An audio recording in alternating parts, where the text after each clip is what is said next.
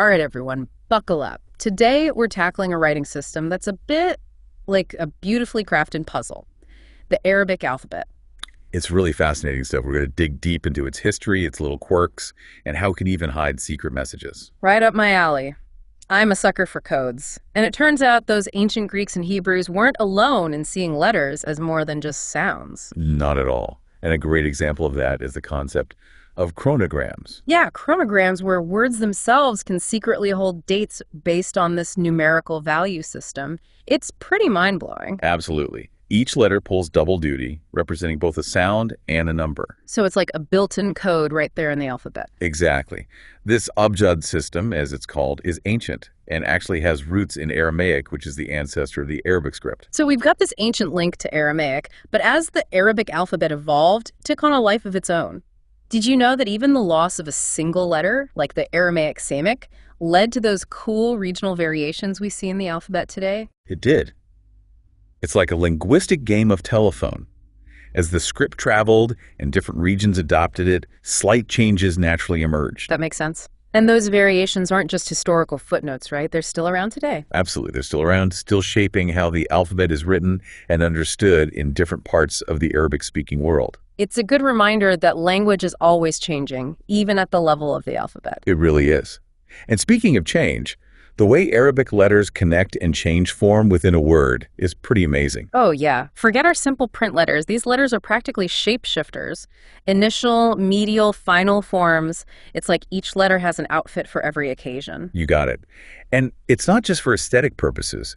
These connected letter forms actually play a key role in one of the most distinctive features of the Arabic script, the omission of short vowels in everyday writing. Wait, hold on. They just leave the vowels out. How do people even read it? It sounds strange, but you use context and your understanding of the language. Imagine reading a sentence with missing vowels. You might stumble a bit at first, but your brain would probably fill in most of the blanks. I guess that's kind of like when we text and leave out vowels to save time, but this is next level. Wouldn't that lead to a lot of ambiguity, though? It can. And there's definitely an element of interpretation involved. It's had a big impact on things like Arabic poetry and religious texts, but we can get into that in a bit. Okay, so we've got these sometimes invisible vowels, shape-shifting letters, and now on top of all that, there are dots that can change everything.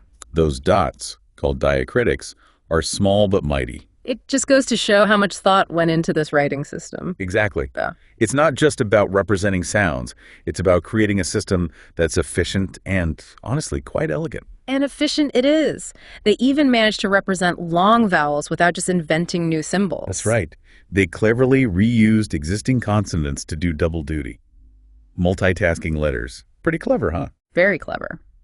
And speaking of clever adaptations, I read that other languages have adopted the Arabic script too, almost like it went on a world tour. It's true. It's a testament to the script's adaptability. But to really grasp how it spread, we need to rewind a bit back to its origins. Back to the beginning. Now, this is where it gets really interesting for me because the earliest examples of Arabic writing we have don't tell the whole story. It's like finding a treasure chest, but half the map is missing. Exactly. We have these inscriptions, but they only give us a glimpse into the past. And the really frustrating part is that the materials people used back then weren't exactly built to last. You're right. Think about it. Fragile papyrus or parchment, exposed to the elements for centuries. It makes you wonder what stories those lost fragments could tell, what they'd reveal about the earliest forms of Arabic writing. It really does. Each missing piece is a potential clue to how the alphabet developed. The choices made by those early scribes, like those missing links that get paleontologists so excited. But it's funny to think that even those tiny dots we talked about, the diacritics, weren't always there. No way, those dots are everywhere. I can't imagine trying to read Arabic without them now. And yet for centuries, readers had to rely much more heavily on context, on their existing knowledge to understand the text. Wow, that seems incredibly difficult. So how did they ever manage to standardize things? It seems like it'd be so easy for things to get lost in translation. Well, that's where those clever 7th century scribes come in. They recognized how important clarity was and introduced those diacritics and vowel markers as a way to streamline the system. It's amazing how such a small change had such a huge impact. Those dots might be tiny, but they make all the difference. They really do. And remember how we were talking about the Abjad numeral system where letters have numerical values?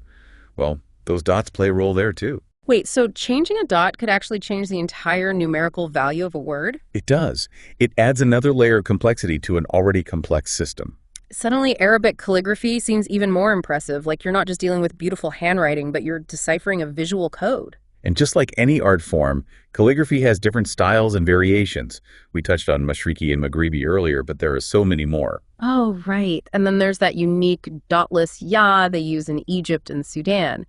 I love how these little variations highlight the diversity within the Arabic-speaking world. It's a good reminder that even within a shared writing system, you can still see those cultural identities shining through. You know, this whole deep dive has me thinking about our own alphabet and how we kind of take it for granted. That's a good point.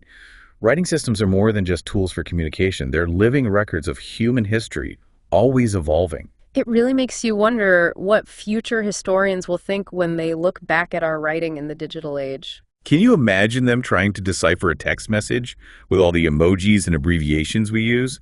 They might think we were speaking in some secret code. Speaking of codes and evolution, we've talked about the past and present of the Arabic alphabet. But what about its future? Got any predictions? Yeah, it's pretty wild to think about what that future will look like. It really is. And for the Arabic alphabet, one of the most fascinating areas is handwriting recognition. Because it can't be as easy as just teaching a computer to recognize 28 letters, can it? Those connected letter forms have got to make things super complicated. Oh, absolutely. The software needs to be able to analyze the whole word, understand how those letters change depending on where they are, how they flow together. It's a really interesting challenge. It's like how we learn cursive, right? You're not just memorizing individual letters, you're learning to recognize patterns. Exactly. And as this technology gets better and better, it has the potential to bridge the gap between handwritten Arabic and the digital world. That would be amazing, to be able to just write something by hand and have it instantly converted to a digital format. It would open up so many possibilities, especially in education, in preserving those traditional calligraphy styles. And even just making information more accessible to people who prefer to write things out by hand. It could even lead to people writing Arabic by hand more, in a world that's become so keyboard-focused. It's an interesting thought, isn't it? This idea that even with all our technology, there's still a place for the beauty and the art of handwriting.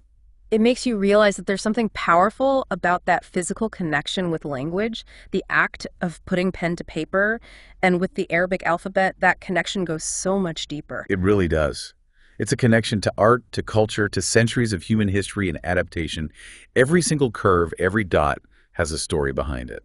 Well, this deep dive has certainly been an eye-opener for me. We've traveled from the ancient origins of the Arabic alphabet all the way to its digital future, and one thing is clear, this is so much more than just a writing system. It really is. It's a testament to human creativity, a reminder that language is constantly evolving. It's been a fascinating journey, and we hope you'll keep exploring the wonders of language with us.